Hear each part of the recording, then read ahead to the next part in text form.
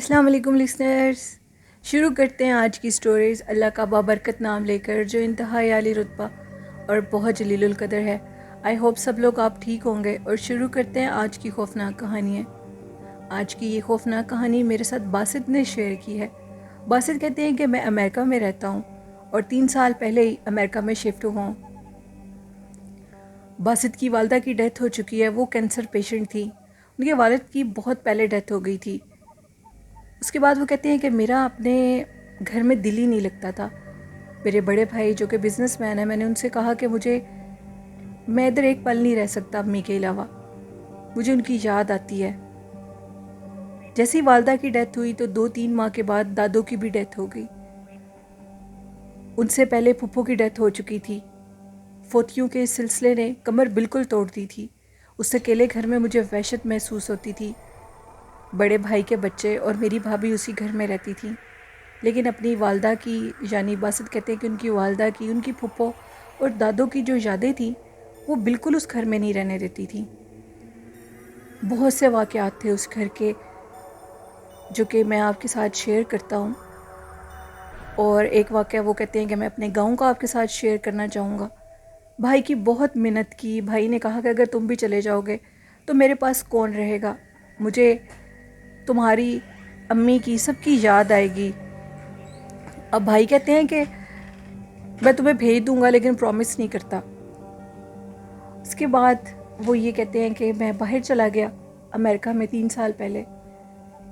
تو ہم لوگوں کا جو گاؤں تھا، پہلے وہ سٹوری جو گاؤں کی ہے میں آپ کے ساتھ شیئر کرتی ہوں باسط کی زبانی۔ تب میری عمر 10 سال تھی اور میں اپنے گاؤں میں اس دن اکیلا گیا۔ مجھے بہت شوق تھا اکیلے جانے کا، چونکہ گاؤں بہت دور نہیں تھا، 1 گھنٹے کا سفر تھا ہمارے گھر سے گاؤں کا۔ باسط کہتے ہیں کہ وہ مقام حیات محمدیہ کلونی کے رہنے والے ہیں۔ میں اپنے گاؤں کی طرف چلا گیا۔ شام کے ٹائم میں اپنے نانوں کے پاس پہنچنا تھا مجھے۔ میں اپنے نانا ابو سے اور نانی اماں سے بہت پیار کرتا تھا۔ گاڑی نے، بس نے مجھے روڈ کے بالکل باہر اتار دیا کیونکہ اندر گاڑیاں نہیں جاتی تھی تب۔ جیسے ہی میں اترا تو مغرب کی اذانیں بالکل سٹارٹ ہو چکی تھی، تھوڑا تھوڑا اندھیرا تھا۔ میں جیسے ہی گاؤں کے راستے کے اوپر چلنا شروع ہوا، کچھ دیر آگے گیا تو مجھے 3 سے 4 عورتوں کے جھنڈ نظر آئے بیٹھے ہوئے۔ تھوڑے سے فاصلے پہ 3-4 عورتیں اور بیٹھی ہوئی تھیں۔ مجھے تھوڑا حوصلہ ہو گیا کہ ادھر خواتین بیٹھی ہوئی ہیں، زمینیں تھیں، لوگوں کی فصلیں تھیں، شاید ادھر کام وغیرہ کر رہی ہوں۔ تو مجھے کافی حوصلہ ہو گیا کہ اکیلا سنسان راستہ نہیں ہے۔ میں جیسے ادھر سے گزرا تو مجھے بہت زیادہ پیاس لگی ہوئی تھی، گرمی کے دن تھے۔ ایک عورت کے پاس مجھے پانی کا ایک گلاس پڑا ہوا نظر آیا۔ میں نے کہا کہ میں ان سے پانی مانگتا ہوں۔ میں ان عورتوں کے پاس گیا تو میں نے ایک عورت کی کمر پہ ہاتھ لگایا اور کہا کہ آنٹی مجھے پانی دے دیں، کیونکہ وہ سر نیچے کر کے تینوں بیٹھی ہوئی تھی۔ جیسے ہی اس عورت نے اپنا گھونگھٹ اٹھایا اور میری طرف دیکھا تو میری چیخیں نکل گئیں اور میں پیچھے گر پڑا۔ اس کے دانت اس کے منہ سے نیچے جا رہے تھے، اس کی آنکھیں انتہائی خوفناک تھیں، سیاہ کالا چہرہ۔ آہستہ آہستہ کر کے ان باقی عورتوں نے بھی اپنے چہرے سے گھونگھٹ ہٹا دیا، وہ نہایت خوفناک تھیں۔ میں ادھر سے بھاگا، بھاگتے ہوئے جیسے آگے جا رہا تھا تو کچھ فاصلے پر 3 سے 4 خواتین اور بیٹھی ہوئی تھیں۔ وہ ساری کی ساری ایک شکل کی تھیں اور وہ میرے پیچھے بھاگنا شروع ہو گئی، بھاگتے بھاگتے شور مچاتے۔ میں اونچی آواز میں اللہ اکبر کہہ رہا تھا اور شور مچا رہا تھا کہ گاؤں والوں مجھے بچا لو۔ میں گاؤں کے اندر پہنچ گیا اور کچھ لوگ تھے وہاں پر۔ ایک ڈیرے کی لائٹ جل رہی تھی۔ انہوں نے مجھے بھاگتے ہوئے دیکھا تو وہ میری طرف آئے اور مجھے کہا کہ کیا ہوا ہے۔ میں نے ان کو کہا کہ مجھے پہلے سانس نکالنے دو، میری جان نکل جائے گی۔ انہوں نے مجھے اپنے ڈیرے پہ بٹھایا، پانی پلایا اور پوچھا کہ کیا بات ہے، اور اتنی اس لیٹ، مطلب گاؤں والے مغرب کے ٹائم کو لیٹ ہی کہتے ہیں، رات کہتے ہیں، کیا کر رہے ہو؟ میں نے کہا کہ میں اپنے نانوں سے ملنے کے لیے آیا تھا، مجھے بہت شوق تھا۔ 10 سے 11 سے 12 سال کی عمر میں یہ واقعہ میرے ساتھ پیش آیا۔ تو وہ کہتے ہیں کہ انہوں نے مجھے کہا کہ تم نے بہت بڑی غلطی کی ہے اس ٹائم ادھر آ کر۔ ادھر تو ایون کہ لوگ دوپہر کے ٹائم بھی نہیں آتے، صبح کے ٹائم لوگ ادھر سفر کرتے ہیں 12 بجے سے پہلے پہلے۔ یہ راستہ بہت خوفناک ہے، ادھر ڈائنوں کا بسیرا ہے، چڑیلیں ادھر رہتی ہیں اور وہ گاؤں میں آنے والے لوگوں کو بہت تنگ کرتی ہیں. جو بھی لوگ ان کے ٹائم پر ادھر آتے ہیں ان کا یہ طریقہ کار ہے کہ وہ ساتھ سگریٹ لگا لیتے ہیں. سگریٹ لگاتے ہوئے اگر تم لوگ ادھر سے گزرو گے تو وہ چڑیلیں تمہیں تنگ نہیں کر سکیں گی کیونکہ وہ آگ سے بہت زیادہ ڈرتی ہیں. خیر انہوں نے مجھے میرے نانا ابو کے گھر پہنچا دیا. قریب میں ہی نانا ابو کا گھر تھا. میں چلا گیا ادھر اور میں بہت بخار بھی ہو گیا, طبیعت خراب ہوگی. نانا ابو کو ساری بات بتائی. نانا ابو نے کہا کہ میرے ساتھ یہ واقعات بہت دفعہ پیش آ چکے ہیں. ایک دفعہ میں شہر سے گاؤں کی طرف بکری لا رہا تھا اور میں ادھر 12 بجے کے قریب جب بالکل سنسناہٹ ہوتی ہے ہر طرف تو میں 12 بجے کے قریب اس روڈ پہ اترا. میرے پاس ایک بکری تھی جس کو میں نے اپنے کندھوں پہ بٹھا لیا. میں جیسے ہی بکری لے کر گزرا تو میں نے پیچھے سے پلٹ کے دیکھا تو خوفناک عورتیں 10 سے 15 خوفناک عورتیں جو کہ بکری کو میرے سے کھینچنے کی کوشش میں تھیں. میں نے اسی ٹائم سگریٹ کو سلگا لیا اور بکری کو اپنے آگے ہاتھوں میں اٹھا لیا.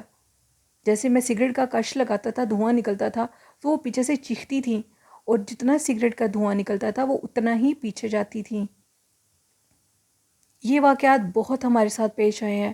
آئندہ ایسی غلطی مت کرنا. کسی بڑے کے ساتھ آنا ورنہ مجھے بتا دیا کرو, میں تمہیں لے جایا کروں گا. باسط کہتے ہیں کہ میں بہت زیادہ ڈرا ہوا تھا اور اس دن کے بعد میں بالکل بھی اکیلے جب میں بڑا ہو گیا امریکہ آنے سے پہلے بھی میں اکیلے سفر نہیں کرتا تھا, بھائی کے ساتھ ہی جاتا تھا. باسط کی زندگی کے یہ خوفناک کچھ واقعات تھے اور باسط کہتے ہیں کہ میں آپ کے ساتھ اپنے گھر کے کچھ واقعات شیئر کرتا ہوں. جس گھر میں ہم لوگ رہتے تھے وہ گھر انتہا سے زیادہ اسیب زدہ گھر ہے کیونکہ ہمارے گھر کی بھی بیک سائڈ پہ بہت بڑی نہر ہے. کہا جاتا ہے کہ نہر کے علاقوں میں جو گھر ہوتے ہیں ادھر ڈائنوں کے, آفتوں کے بسیرے, جنات کے بسیرے ہوتے ہیں.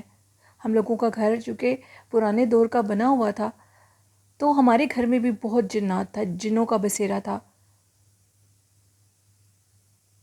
باسط نے یہ بتایا کہ میری جو پھپھو تھیں ان کے اوپر بھی ایک جن کا بسیرا تھا. جیسے ہی وہ پیدا ہوئیں اس دنیا میں آئیں تو وہ اپاہج ہو چکی تھی, ان کی ٹانگیں کام نہیں کرتی تھیں, آہستہ آہستہ ان کے بازو بھی کام کرنا چھوڑ گئے اور وہ چلنے پھرنے سے معذور ہو چکی تھیں.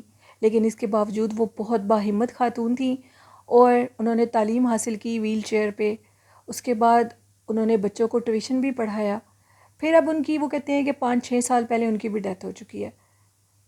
دادو چونکہ ہر ٹائم پھپھو کے ساتھ رہتی تھیں. میری جو والدہ ہیں ان کی دادو نے بہت خدمت کی کیونکہ وہ کینسر پیشنٹ تھیں اور وہ چلنے پھرنے سے بالکل اب رہ چکی تھیں. تو میری جو دادو تھی وہ یہ بتاتی تھی کہ ہم لوگوں کے جو گھر کا اوپر والا پورشن ہے ادھر آگ کے انگارے نظر آتے تھے. کچھ مخلوقات نظر آتی تھی جو کہ بالکل چھوٹی ہائٹ کی تھی جن کو ہم بونے کہتے ہیں. ہمارے گھر میں بونے جنوں کا بسیرا ہے اور جو عامل ہمارے گھر آیا تھا اس نے یہ بتایا کہ بونے جن بہت سخت مخلوق ہوتی ہے اور یہ اپنی جگہ پر کسی کی ایگزسٹنس کو برداشت ہی نہیں کرتے ایٹ اینی کاسٹ, اور یہ اپنی جگہ کو کسی بھی عمل کے تھرو چھوڑ کر نہیں جاتے. تو میری دادو اوپر والے روم میں رہتی تھی پھپھو کے ساتھ, پھپھو اوپر والے پورشن میں ہوتی تھی. انہوں نے پھر اس جگہ کو چھوڑ دیا. پھپھو آئے دن بہت بیمار رہتی تھی کیونکہ جو میری والدہ ہیں وہ بھی دادو اور پھپھو کے ساتھ اوپر جا کر بیٹھ کر باتیں کیا کرتی تھی, مین اسی روم میں رہتی تھی. تو والدہ کو بھی یہ خوفناک چیزیں نظر آتی تھی اور انہوں نے ان کو اس پرسرار بیماری میں مبتلا کر دیا. کچھ عرصہ تو کینسر ڈائیگنوز ہی نہیں ہوا. جب کینسر بالکل لاسٹ سٹیج پر تھا تو ان کو کینسر ڈائیگنوز ہوا اور اس کے بعد وہ 2-3 سال زندہ رہی بہت تکلیف میں اور پھر ان کی ڈیتھ ہو گئی. دادو چونکہ اب اکیلی رہ گئی تھیں تو انہوں نے بھی وہ گھر میں بہت تنہائی محسوس کرتی تھی. ہم جتنی بھی کوشش کر لیتے تھے دونوں بھائی لیکن ان کا دل نہیں بہلا سکتے تھے. دادو نے میرے بھائی کی شادی کر دی. میرے بھائی کے الحمدللہ بچے ہوئے, وہ نیچے والے پورشن میں رہتے ہیں. ہمارے گھر کا اوپر والا پورشن انتہائی اسیب زدہ ہے. ادھر رات کے ٹائم چھوٹے چھوٹے بچوں کی کھیلنے کی آوازیں آتی ہیں, ابھی بھی آتی ہیں. جب بھی میں امریکہ سے واپس گھر جاتا ہوں ویکیشنز پہ تو ادھر کھیلتے ہوئے بچوں کی خوفناک آوازیں, کبھی وہ آوازیں بہت ہانٹیڈ ہوتی ہیں اور کبھی بچوں کے ہنسنے کی آوازیں ہوتی ہیں. ہمارے گھر کا وہ جو اوپر والا روم ہے جہاں دادو اور پھپھو رہتی تھی ادھر وہ کہتے ہیں کہ اکثر کونے پر ٹافیز پڑی ہوئی ملتی ہیں جو کہ بھائی نے کہا تھا کہ بالکل ان کو ہاتھ نہیں لگانا. دادو نے منع کیا تھا اگر یہ ٹافیز کھا لو گے تو وہ تم ان کے بالکل وش میں آ جاؤ گے اور وہ تمہیں کوئی بھی نقصان دے سکتے ہیں.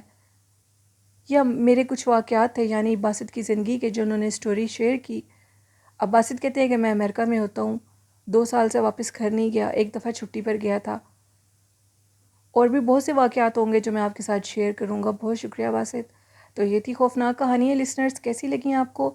اپنا فیڈ بیک ضرور دیجیے گا، اور میرے چینل کو زیادہ سے زیادہ سبسکرائب، لائک اور شیئر کریں. آپ کی سپورٹ مجھے بہت اچھی لگتی ہے. آج کا اچھا میسیج ہے کہ اپنے والدین کی خدمت کریں. ظلم کے خلاف ہمیشہ آواز اٹھانی چاہیے. جیسے امام حسین رضی اللہ عنہ نے اٹھائی ظلم کے خلاف آواز، اسی طرح کبھی ظلم کو برداشت مت کریں اور ظلم کے خلاف آواز اٹھاتے رہیں. یہی ہمارا دین اور اسلام ہمیں سکھاتا ہے.